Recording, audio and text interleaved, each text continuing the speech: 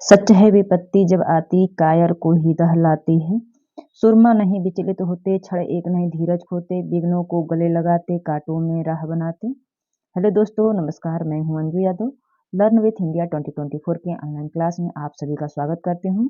दोस्तों, हम सब मिलकर एक नई पहल की शुरुआत किए हैं, वो है मिनी मैराथन।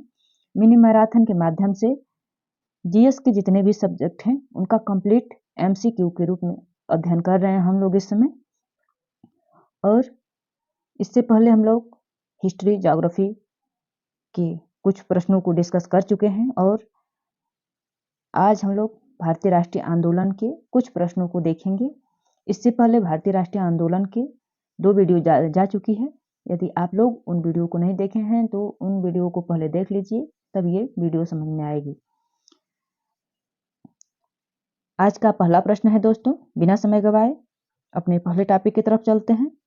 दोस्तों, मेरी वीडियो पसंद आए करें तथा सब्सक्राइब करके घंटी की बटन जरूर दबाएं ताकि सबसे पहले आपके पास मेरा मैसेज पहुंच सके और आप देख सकें। आज का पहला प्रश्न है और इस सीरीज का 101 नंबर का प्रश्न है, क्योंकि इससे पहले 2 वीडियो भारतीय राष्ट्रीय आंदोलन का जा चुका है जिसमें 50-50 प्रश्नों का श्रृंखला गया है और आज तीसरा वीडियो हो और आज भारतीय राष्ट्रीय आंदोलन कंप्लीट हो जाएगा। इसके बाद पॉलिटी, इकोनॉमिक्स और बिहार स्पेशल, करंट अफेयर्स, अन्य सब्जेक्टों का बारी बारी से मिनी मैराथन के रूप में आप लोगों के समक्ष आएगा और आप लोग जुड़ करके अपने भविष्य की, अपने लक्ष्य की प्राप्ति करें। ईमानदारी से देखें। यदि सेशन पसंद आए तो लाइक, शेयर, सब्सक्राइब जरूर करें और यदि ना पसंद आए तो कमेंट करके जरूर बताएं ताकि मैं उन कमियों को दूर करके और बेहतर आप लोगों को स्टडी मटेरियल प्रोवाइड कर सकूं। चलिए बिना समय गवाए पहले प्रश्न की तरफ चलते हैं। प्रश्न दिया है, बाल गंगाधर तिलक को फादर ऑफ इंडियन अनरेस्ट किसने कहा था? वैलेंटाइन चिरोल ने, अरविंद घोष ने, मिंटो द्वितीय ने, डिजरायली ने। तो बाल गंगाधर तिलक को father of Indian unrest Valentine Chirol ने कहा था। ऑप्शन नंबर ए सही होगा। दोस्तों, आज का दूसरा प्रश्न है, इंडियन नेशनल कांग्रेस के लेडी गेट्स को चाय पार्टी का आमंत्रण किसने दिया था? सर विलियम बेडरबर्न ने, लॉर्ड डफरिन ने, लॉर्ड रिपन ने, लॉर्ड कर्जन ने। तो इंडियन नेशनल कांग्रेस के डेलीगेट्स को चाय पार्टी का आमंत्रण लॉर्ड डफरिन ने दिया था। ऑप्शन नंबर बी सही होगा। दोस्तों, परीक्षा बहुत ही नजदीक है बीपीएससी टीआरई 3 की, जो 15 और 16 मार्च को होने वाली है, इसलिए बहुत टाइम कम है। आप नया पढ़ने का कोशिश न करके जितना पढ़ें उसी को रिवीजन और प्रैक्टिस करिए। यही परीक्षा के लिए सबसे अच्छा होगा। और मैं प्रश्नों को डिस्क्राइब कम कर रही हूँ, नहीं के बराबर कर रही हूँ, क्योंकि जितना हो सके उतना प्रश्नों का प्रैक्टिस करवा दूं। मैं इसी लक्ष्य से अपना ये सेशन शुरुआत की हूँ। प्रारंभिक कांग्रेस का नेतृत्व किसके हाथों में था? क्रांतिकारियों के, उदारवादियों के, उग्रवादियों के, आतंकवादियों के। तो प्रारंभिक कांग्रेस का नेतृत्व उदारवादियों के हाथ में था। ऑप्शन नंबर बी सही होगा। नेक्स्ट, हमारा रोम रोम राजभक्त है किसने कहा था? दादा भाई नौरोजी, बाल गंगाधर तिलक, महात्मा गांधी, सुभाष चंद्र बोस। तो हमारा रोम रोम राजभक्त है, यह दादा भाई नौरोजी ने कहा था। ऑप्शन नंबर ए सही होगा। अगला प्रश्न है, भारत की गरीबी को हटाने के लिए उदारवादियों ने कौन सा प्रमुख उपाय सुझाया था? प्रश्न दिया है, भारत की गरीबी को हटाने के लिए उदारवादियों ने कौन सा प्रमुख उपाय सुझाया था? कुटीर उद्योगों का तेजी से विकास, आधुनिक उद्योगों का तेजी से विकास, सशस्त्र निर्माण हेतु कारखानों का निर्माण, उपयुक्त में से कोई नहीं। तो भारत की गरीबी को हटाने के लिए उदारवादियों ने आधुनिक उद्योगों का तेजी से विकास करने का प्रमुख उपाय सुझाया था। ऑप्शन नंबर बी सही होगा। 106 नंबर का प्रश्न है, निष्क्रिय विरोध के सिद्धांत के जनक कौन थे? बाल गंगाधर तिलक, गोपाल कृष्ण गोखले, महात्मा गांधी, अरविंद घोष। निष्क्रिय विरोध के सिद्धांत के जनक अरविंद घोष थे। ऑप्शन नंबर डी सही होगा। वे न तो स्वतंत्र भारत का सपना दे सकते हैं न विचार ही। यह वक्तव्य किससे संबंधित है? गांधीवादी, उग्रवादी, उदारवादी, क्रांतिकारी। तो वे न तो स्वतंत्र भारत का सपना दे सके और न विचार ही, तो ये उदारवादियों का विचारधारा है या वक्तव्य है। ऑप्शन नंबर सी सही होगा। उनकी देशभक्ति का राजभक्ति से मेल हो जाने के कारण देशभक्ति आंशिक होकर रह गई। यह वक्तव्य किसके बारे में है? उग्रवादियों के बारे में है या उदारवादियों के बारे में है या गांधीवादी है या क्रांतिकारी है? तो ये उदारवादियों के बारे में वक्तव्य कही गई है। दोस्तों, प्रश्नों को देखने से यही समझ में आ रहा है कि वक्तव्यों या कथनों से ज़्यादा प्रश्न आएंगे। ये किसका कोटेशन है, ये किसने दिया है, तो आप लोग कोटेशनों को देख करके ही पेपर देने जाइएगा। ये सेशन बहुत महत्वपूर्ण है क्योंकि इस सेशन से कम 5 से 6 प्रश्न अवश्य आएंगे और सभी परीक्षाओं में 2 से 3 प्रश्न सभी परीक्षाओं में इस इम्पॉर्टेंट टॉपिक से आते हैं। प्रश्न नंबर 109 है, भारतीय लोगों में उग्र राष्ट्रवाद की भावना पैदा करने वाली प्रमुख घटना क्या थी? फ्रांसीसी क्रांति, अमेरिका की स्वाधीनता संघर्ष, 1905 में रूस पर जापान की विजय, 1917 की रूसी क्रांति। तो ये भारत लोगों में उग्र राष्ट्रवाद की भावना पैदा करने वाली 1905 में रूस पर जापान की विजय वाली प्रमुख घटना थी। ऑप्शन नंबर सी सही होगा। इसी घटना को देखकर भारतीय लोगों में उग्र राष्ट्रवाद की भावना पैदा होने लगी थी। प्रश्न नंबर 110 है, कांग्रेस मंच में स्वराज शब्द का उद्घोष कब हुआ था? 1905 में, 1906 में, 1907 में, 1916 में। तो कांग्रेस मंच में स्वराज शब्द का उद्घोष 1906 ईस्वी में हुआ था। कांग्रेस संगठन उदारवादी और उग्रवादी गुटों में कब विभाजित हुआ? 1905, 1907, 1906, 1916 में। तो कांग्रेस संगठन उदारवादी उग्रवादी गुटों में विभाजित 1907 में हुआ था। 114 है, भारत में होम रूल आंदोलन के संचालक कौन थे? श्रीमती एनी बेसेंट तथा महात्मा गांधी, श्रीमती एनी बेसेंट तथा लोकमान्य तिलक, श्रीमती एनी बेसेंट तथा महादेव गोविंद रानाडे, श्रीमती एनी बेसेंट तथा पंडित जवाहरलाल नेहरू। तो भारत में होम रूल आंदोलन के संचालक श्रीमती एनी बेसेंट और लोकमान्य तिलक थे। 115 नंबर का प्रश्न है, होम रूल आंदोलन के प्रचार के लिए श्रीमती एनी बेसेंट के समाचार पत्र कौन से थे? केसरी मराठा, न्यू इंडिया तथा कॉमनवेल्थ, नेशनल हेराल्ड व हिंदू, नव भारत टाइम या पेट्रियट। तो होम रूल आंदोलन के प्रचार के लिए श्रीमती एनी बेसेंट के समाचार पत्र न्यू इंडिया एवं कॉमनवेल्थ था। ऑप्शन नंबर बी सही होगा। अगला प्रश्न है, मैं तो एक भारतीय टमटम हूँ जिसका कार्य सोते हुए भारतीयों को जगाना है। यह कथन किसका है? तो यह कथन श्रीमती एनी बेसेंट जी का है।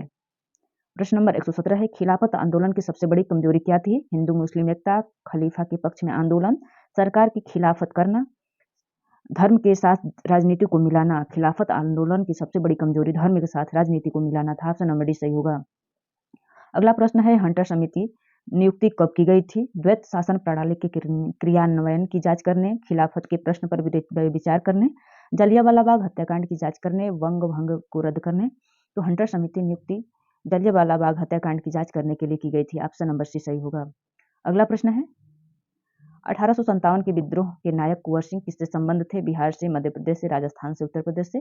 तो 1857 के विद्रोह के नायक कुंवर सिंह बिहार राज्य से संबंधित थे। अगला प्रश्न है, दिसंबर 1920 का कांग्रेस का नागपुर अधिवेशन क्यों महत्वपूर्ण था? इसके अध्यक्ष विजय राघवाचार्य थे। असहयोग के प्रस्ताव को दोहराया गया था। अब कांग्रेस का ध्येय शांतिमय एवं उचित उपायों से स्वराज प्राप्त करना था। या ऑप्शन नंबर डी है, इसमें भारत के इतिहास के नए युग का प्रादुर्भाव होता है। तो दिसंबर 1920 का कांग्रेस का नागपुर अधिवेशन, इसके अध्यक्ष विजय राघवाचार्य थे, इसलिए महत्वपूर्ण था। ऑप्शन नंबर ए सही होगा। प्रश्न दिया है, असहयोग आंदोलन का सर्वाधिक महत्व क्या था? तो इसने राष्ट्रीय आंदोलन को जन आंदोलन की ओर उन्मुख किया था, इसलिए असहयोग आंदोलन सर्वाधिक महत्वपूर्ण था। ऑप्शन नंबर बी सही है।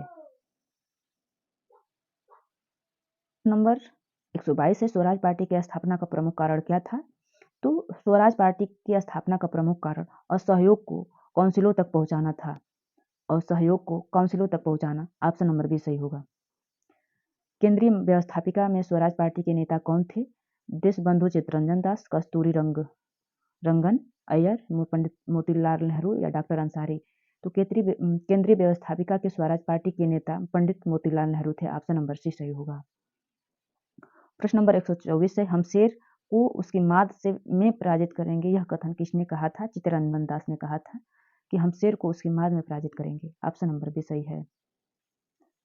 दोस्तों, यदि आप मेरे चैनल पर नए हैं तो सब्सक्राइब जरूर करिएगा और सब्सक्राइब करके साथ साथ लाइक और शेयर अवश्य करिएगा और ये भी बताइएगा कि मेरा सेशन कैसा लगा।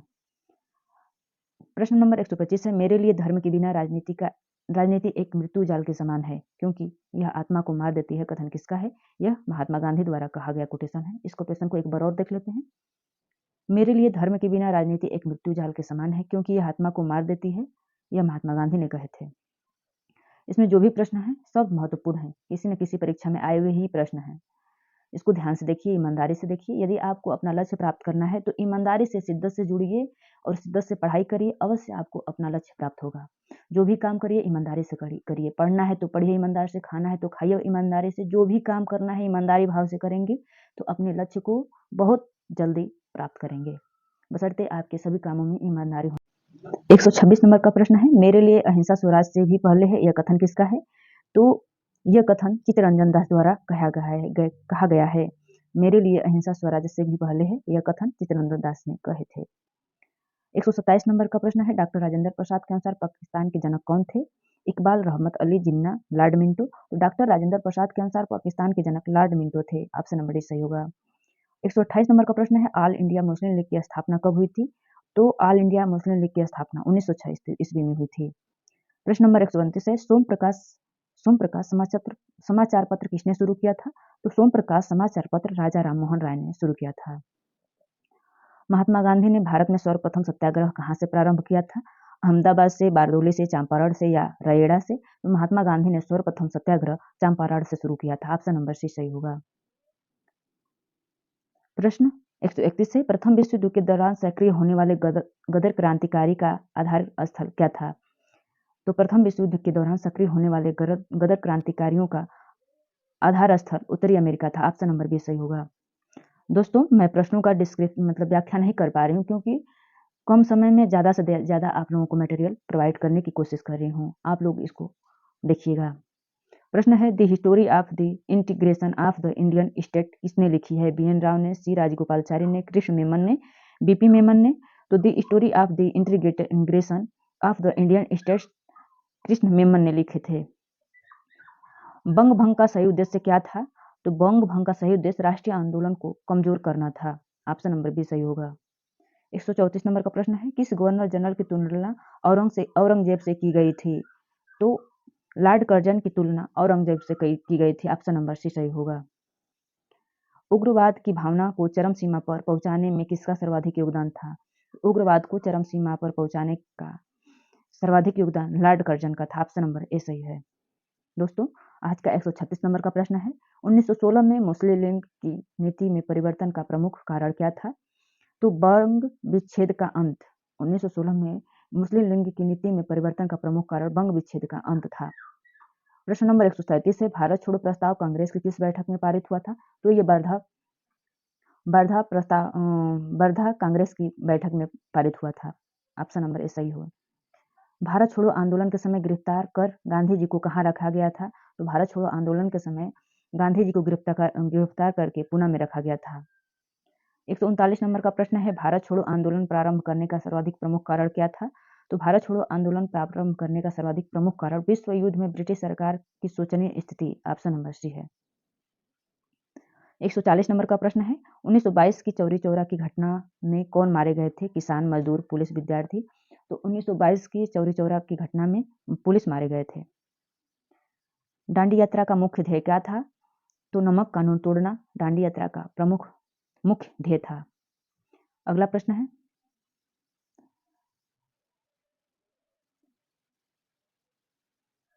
कामागाटामारू क्या है? यह एक जहाज का नाम है। कामागाटामारू एक जहाज का नाम है। अगला प्रश्न है, रानी लक्ष्मीबाई रेजिमेंट किसने बनाई थी? तो सुभाष चंद्र बोस ने रानी लक्ष्मीबाई रेजिमेंट बनाई थी। ऑप्शन नंबर डी सही होगा। प्रश्न नंबर 144 है, किस विद्रोह को बंकिम चंद्र चटर्जी ने अपने उपन्यास आनंद मठ में उल्लेख करके प्रसिद्ध किया है? तो भील विद्रोह को, रंगपुर या दीनापुर विद्रोह को, विष्णुपुर या भीरभूत विद्रोह को, या सन्यासी विद्रोह को? तो सन्यासी विद्रोह को बंकिम चंद्र चटर्जी ने अपने उपन्यास आनंद मठ में उल्लेखित करके प्रसिद्ध किया है। ऑप्शन नंबर डी सही होगा। प्रश्न नंबर 144 है, किस विद्रोह को बंकिम चंद्र चटर्जी ने अपने उपन्यास आनंद मठ में उल्लेख करके प्रसिद्ध किया है? वही वाला प्रश्न दोहरा दिया गया है। ऑप्शन नंबर डी होगा, सन्यासी विद्रोह। 145 नंबर का प्रश्न है, वर्ष 1613 ईस्वी में ईस्ट इंडिया कंपनी को कहाँ एक कारखाना स्थापित करने की अनुमति मिली? बंगलौर में, मद्रास में, मसूलीपट्टनम में या सूरत में? तो 1613 में ईस्ट इंडिया कंपनी को सूरत में कारखाना स्थापित करने की अनुमति मिली। ऑप्शन नंबर डी सही होगा। प्रश्न नंबर 146, वर्ष 1857 के विद्रोह के संदर्भ में किसे उसके मित्र ने धोखा दिया तथा जिसे अंग्रेजों द्वारा बंदी बनाकर मार दिया गया? तो 1857 के विद्रोह के संदर्भ में तात्या टोपे को उसके मित्र ने धोखा दिया तथा उसे अंग्रेजों द्वारा बंदी बनाकर मार दिया गया। ऑप्शन नंबर डी सही होगा। तात्या टोपे को उनका दोस्त ने धोखा दे दिया था, जिससे अंग्रेज उसे बंदी बनाकर मार दिए थे। प्रश्न नंबर 147 से भारतीय राष्ट्रीय कांग्रेस का वर्ष 1929 में लाहौर सम्मेलन, जिसमें अंग्रेजों ने पूर्ण स्वतंत्रता पाने का संकल्प अंगीकृत किया गया था। प्रश्न एक बार और ध्यान से देखिएगा। भारतीय राष्ट्रीय कांग्रेस का वर्ष 1929 में भारतीय लाहौर सम्मेलन, जिसमें अंग्रेजों से पूर्ण स्वतंत्रता पाने का संकल्प अंगीकृत किया गया था, उसकी अध्यक्षता में हुआ था। मतलब ये इसके अध्यक्ष कौन थे? तो इसके अध्यक्ष जवाहरलाल नेहरू थे। ऑप्शन नंबर सी सही होगा। प्रश्न नंबर 148 से lectures from Colombo to Almora किस एक ने अनुनयनों पर आधारित है? तो स्वामी विवेकानंद के अनुनयनों पर आधारित है। ऑप्शन नंबर डी सही होगा। प्रश्न नंबर 139 से सिपाही विद्रोह के समय भारत का गवर्नर जनरल कौन था? तो सिपाही विद्रोह के समय में भारत का गवर्नर जनरल लॉर्ड कैनिंग था। ऑप्शन नंबर ए सही होगा। वर्ष 1939 में कांग्रेस छोड़ने के बाद सुभाष चंद्र बोस दल की स्थापना की, तो फॉरवर्ड ब्लॉक की स्थापना की थी। दोस्तों आज का ये लास्ट प्रश्न है, लेकिन बीच में 12 और 13 नंबर का प्रश्न छूट गया है, जिसको हम अभी देखते हैं। का प्रश्न है, केसरी तथा मराठा समाचार पत्र किसने निकाले थे? केसरी और मराठा समाचार पत्र किसके द्वारा निकाली गई थी? तो ये बाल गंगाधर तिलक द्वारा निकाला गया था। 13वां प्रश्न है, स्वतंत्रता हमारे जीवन का लक्ष्य है और हिंदू धर्म ही हमारे इस उद्देश्य की पूर्ति में सहायक होगा। यह कथन किसका है? तो यह कथन अरविंद घोष का है। दोस्तों आज का ये अंतिम प्रश्न था। आज के लिए इतना ही। और दोस्तों यदि आप लोग इस सब्जेक्ट के एमसीक्यू तो देख लिए, लेकिन आप वन लाइनर के रूप में क्लास चाह रहे हैं, तो आप मेरे कमेंट बॉक्स में कमेंट करके बताइएगा। मैं संपूर्ण भारतीय राष्ट्रीय आंदोलन का वन लाइनर के रूप में संपूर्ण नोट्स को प्रोवाइड करवा दूंगी और उसका भी एक वीडियो बना दूंगी। यदि आप लोग को चाहिए तो कमेंट बॉक्स में कमेंट जरूर जाकर करिएगा। यदि मेरी वीडियो पसंद आए तो लाइक और शेयर जरूर करें तथा सब्सक्राइब भी कर लें और उसका बेल घंटी भी बजा लें, जिससे सबसे पहले नोटिफिकेशन आपके यहाँ पहुँचे और उसको सबसे पहले आप देखें। दोस्तों कमेंट करके ये भी बताइएगा कि मेरा सेशन कैसा रहा।